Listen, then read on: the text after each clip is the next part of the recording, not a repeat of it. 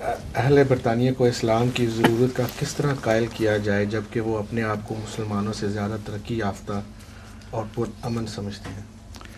ترقی یافتہ جو ہیں، آپ کیوں قائل ہو گئے ہیں ترقی یافتہ ہونے کے؟ اس لیے کہ انہوں نے ثابت کر دیا. آپ جو روحانی لحاظ سے اسلام کی برتری ثابت کریں گے تو وہ پھر بھی ماننا پڑے گا ان کو، اور اکثر مانتے ہیں.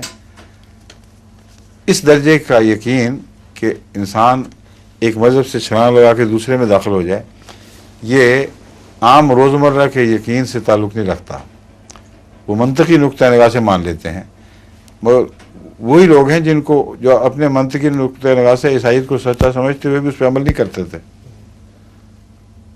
تو آپ کی بات مان کے آپ پہ عمل کیسے شروع کر دیں گے؟ اور بھی مشکل ہے، وہ تھوڑی مشکل تو قبول نہیں کی.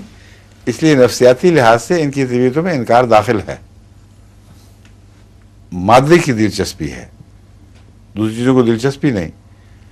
اس لیے بہت محنت کا کام ہے اور بہت ہی ساتھ دعاؤں کی ضرورت ہے، حکمت کی ضرورت ہے کہ تعلقات رکھیں شریف النفس لوگ جو روشن دماغ بھی ہوں اور ان کے مزاج میں صداقت کو قبول کرنے کی صلاحیت پائی جائے. ان کو ڈھونڈیں، ان سے پھر لمبے تعلقات بڑھائیں اور ان کو اس معاشرے کے متبادل اپنے ماحول کا معاشرہ دیں کہ ان کو اس کو چھوڑنے کی تکلیف نہ ہو. پھر ورنہ تو بچہ دودھ چھوڑتا ہے تو مصیبت میں پڑ جاتا ہے. یہ اپنے سارے معاشرے کی بیک گراؤنڈ سے اکھڑ کر ایسے وقت میں دوسری جگہ جا کر ری پلانٹ ہوں گے جبکہ عمریں گزر چکی ہیں. ان میں سے بہت ایسے ہوں گے جن کے جوڑ بھی نہیں ہلتے، دردیں ہو رہی ہیں. ان بیچاروں کے لیے بڑا ابتلا ہوتا ہے، آسان بات نہیں ہے.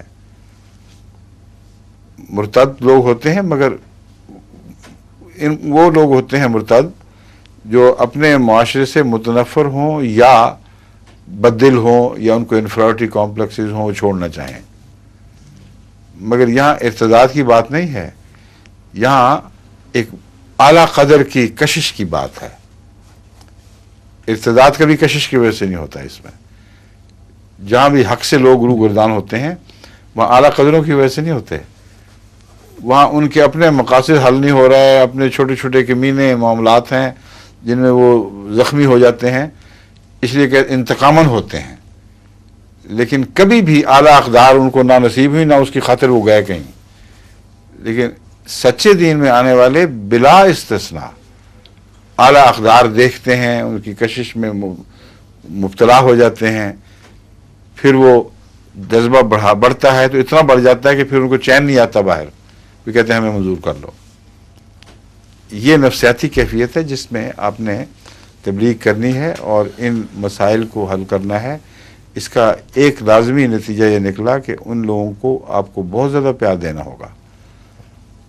بہت سے ایسے نوجوان میں نے دیکھے ہیں جو بہت جلدی ہوئے ہیں عیسائیت سے تائب ہو کے مسلمان ہوئے ہیں، اس لیے کہ جس نوجوان سے ان کی دوستی تھی وہ بہت نیک مزاج تھا اور اس نے ان کو گھر کی طرح اس کو سہولت دی، گھر بلایا، خدمت کی، خاطر کی، اور ایک گھر کے دو افراد کی طرح بعض دفعہ وہ کئی دن اکٹھے رہے.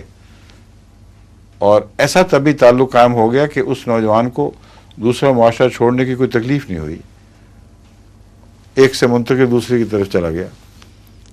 تو یہ ہمارے لیے بڑوں کے لیے بھی ضروری ہے.